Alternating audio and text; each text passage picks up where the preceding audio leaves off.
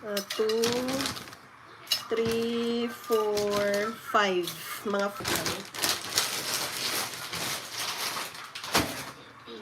apat siguro, guys. Ilagay natin later. So, apat. We drop now. 1, 2, 3, 4, and 5. So, ayan. Gusto natin idurom to siya. So, atin siyang orasan. 40. Okay.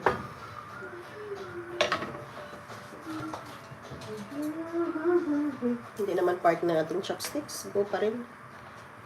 So, mga ano lang to. Mga siguro 10 minutes.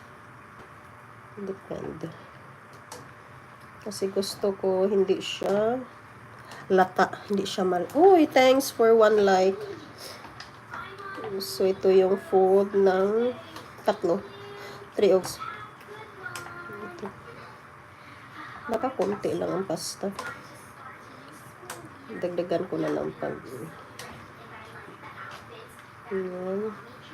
So, it's still 1 minute more. Lagay natin yan. Pwede din dito. Sige, dito tayo.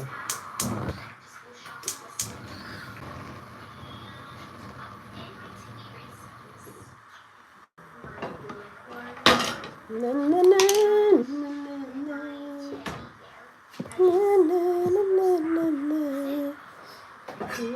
To make a better day, it's you. Yan, may sipon-sipon pa tayo talaga. Kunti lang pala siya. It's okay. Ang dami ang ating tuna. Siguro, lagyan ko pa siya. 1 more. So, this kind of pasta is made from corn, kukuruz. So, 1 more. Kasi parang kunti lang. Zlakitsa. It's a gold. Zlakitsa. From corn, guys. This is good. Healthy pasta. Thank you, 5 million viewers in the house. So, simple lang ang ating ingredients. As you can see, meron tayong homemade, fresh, spices, and butter, and tuna, and olive oil later, and pampala, salt and pepper.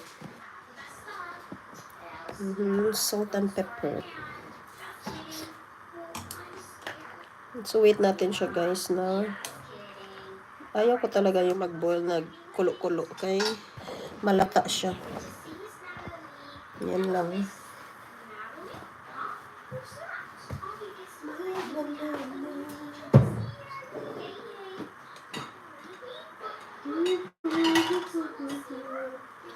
And from our olive garden produce. So guys, watch my long form video on how to from harvest to olive oil.